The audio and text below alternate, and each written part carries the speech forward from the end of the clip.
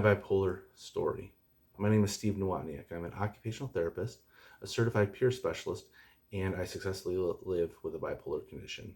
I want to begin my little video story here with the high point in my life, and that was in May of 2000 when I set off on a 8-month non-motorized trip from Buffalo, New York down to Key West, Florida as part of a self-designed master's degree. And what I did in it was canoed across New York State on the Erie Canal, sailed the Hudson River down into New York City, backpacked the Appalachian Trail to Roanoke, Virginia, and then biked down to Key West, Florida. I gave presentations to over 1,000 youth on the values of volunteerism and education, did 230 hours of community service, and studied the geology along the way. And that, like I mentioned before, that was part of my self-designed master's degree for a permanent teaching certification in New York State. And I say that because that was a high point in my life, and I really felt like I knew what I was doing, and the world was all ahead and exciting to do. Now I say that because in 2 years later, in May of 2002, I was hospitalized for severe depression, and I felt hopeless. I had no idea how to live with this thing, and in that hospitalization, I was diagnosed with a bipolar condition. Now, that experience, I felt incredibly uncomfortable, and I really had a lot of shame and guilt around that hospitalization and around the diagnosis of having a mental illness. It took me about 2 months for the medication to kick in to bring me to what's called a therapeutic level. And in that time, I wasn't able to work, and just getting out of bed was tough. The center of my chest hurt. I had no energy. It was like, for those of you who don't have a bipolar condition, I'm going to liken it to having the flu, but without the headache, the cough, the sore throat, the stomach ache, the nausea, all that kind of stuff. It's just this total body exhaustion, this lack of energy, this lack of drive. The very act of getting up and getting dressed was exhausting and took work, and I couldn't really think all that clearly. Depression for me was not about being sad, even though I did feel like I wanted to cry. It wasn't this emotional state of feeling sad. It really had to do more like having the flu, where it was a physical feeling of exhaustion and just hopelessness. So anyway, the 2 months leading after that hospitalization was all about like getting, as I said, into that medication therapeutic level. And after about 2 months, I started to work part-time, and it was in Gander Mountain Sports, and I was working in the camping section because I enjoyed camping and had a pretty cool story to share. So I was working part-time and just trying to get my life back. And I was 29 at the time, and trying to learn how to live with a bipolar condition. So after a couple months of that, I started to feel like I was getting my legs under me. And then I went to work for the Boy Scouts of America as a district executive.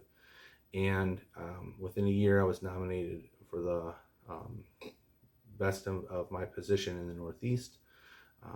But then staffing changed at the office, and I was working basically the load of 2 people, and that pushed me into a mania, and then I fell into another depressive episode, and I had to leave the job.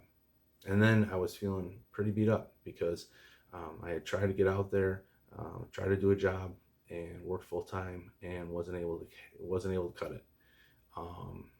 So I'm feeling like, am I ever going to be able to live with this thing? Am I ever going to be able to do things that are important to me, and make that work? So I ended up joining this program called VESID, which stands for Vocational and Educational Support for Individuals with Disabilities in New York State. Currently it's called Access VR, but that was a hard move for me, because for me to say that I had a disability was a difficult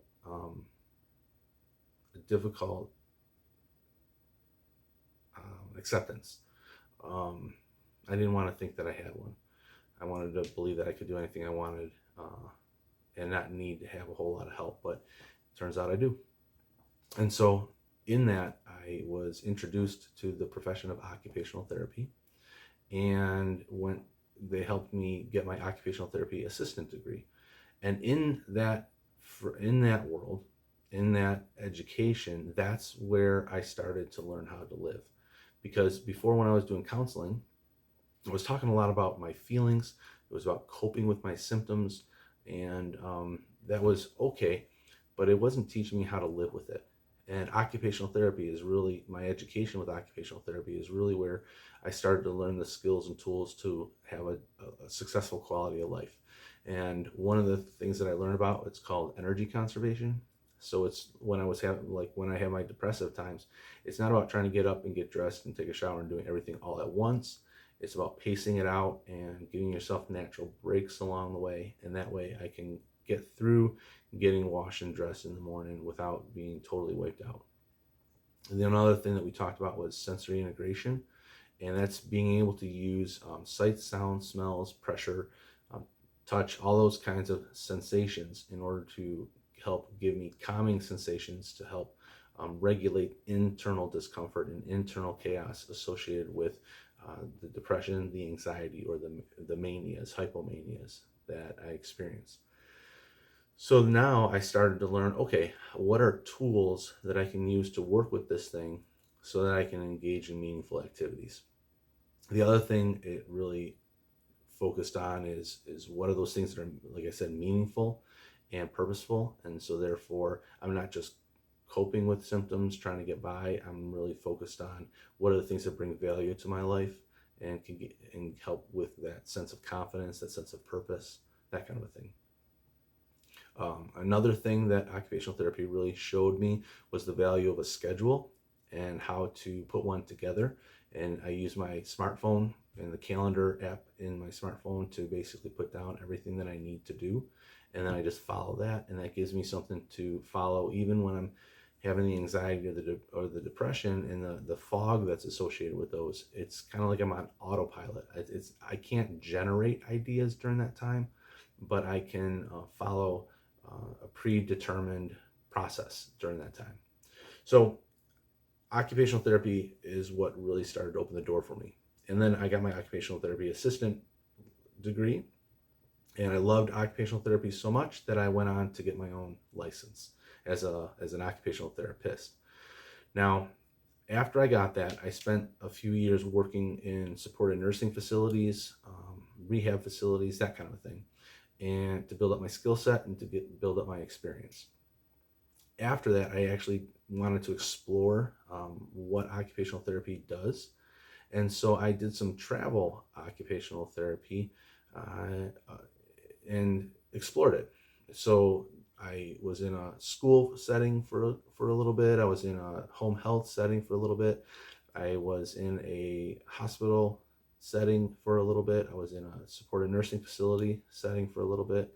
And I was in a rehab setting. And this gave me one employer, so it didn't look like I was job jumping, but it gave me the chance to explore what occupational therapy does in a variety of settings. I ended up coming back to where I live in Buffalo, New York, and got a job working at a school for kids with autism. And then during that time, I started to feel this responsibility to try to help demystify mental health, to try to destigmatize mental health, and to get involved with that. So I was working, so I was feeling pretty good, and I felt like I was okay. And now I'm understanding how to live with this thing. You know, I went from hospitalized patient to a licensed healthcare provider. Well, one of the things is when I started to play with my schedule in order to do some occupational therapy and some mental health support, I went into I went into a manic phase. And again, I had to be hospitalized for a week. And that was a true blow to my confidence. I, I felt like I should have this thing mastered, and here I was needing help again. And I felt that was scary, and hit my confidence pretty hard.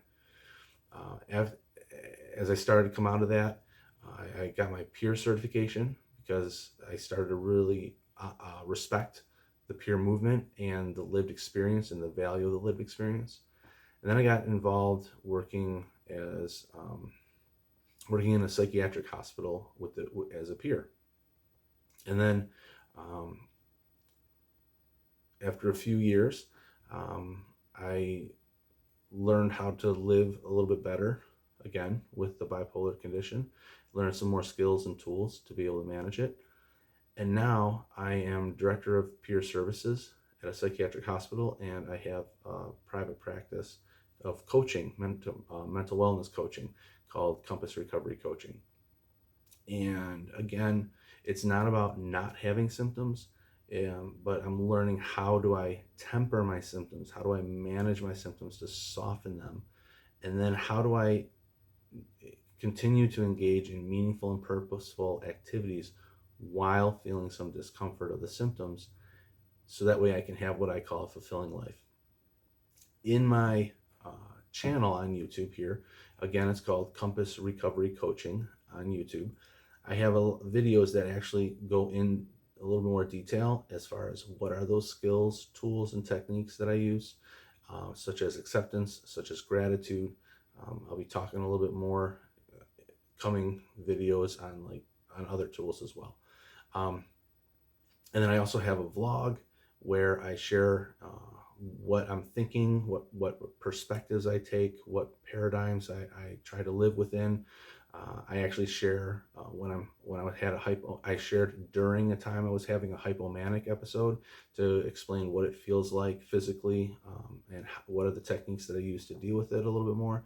I shared with a high anxiety day. So there's different videos on the channel that go in a little bit more depth of what the experience is like and what the tools and techniques that help it are. I hope this video helps show that there is a life that you can have when you have a mental health condition. That yes, as I was learning how to live with the bipolar condition, I was having a lot of internal discomfort. And until I learned how to manage that internal discomfort, sometimes I had inappropriate behaviors that negatively affected people around me. And I have to take responsibility for that. But I've learned how to work with it, and now I'm living what I would consider a successful life. And I just wanted to give that hope out there that it is possible. People are doing it, and you can even have a professional job and continue to live well with a bipolar condition. So please feel free to subscribe to the channel, and I'm looking forward to sharing more skills, tools, and stories with you. And hopefully this video helps out a little bit, and I'll talk with you later. Have a good one.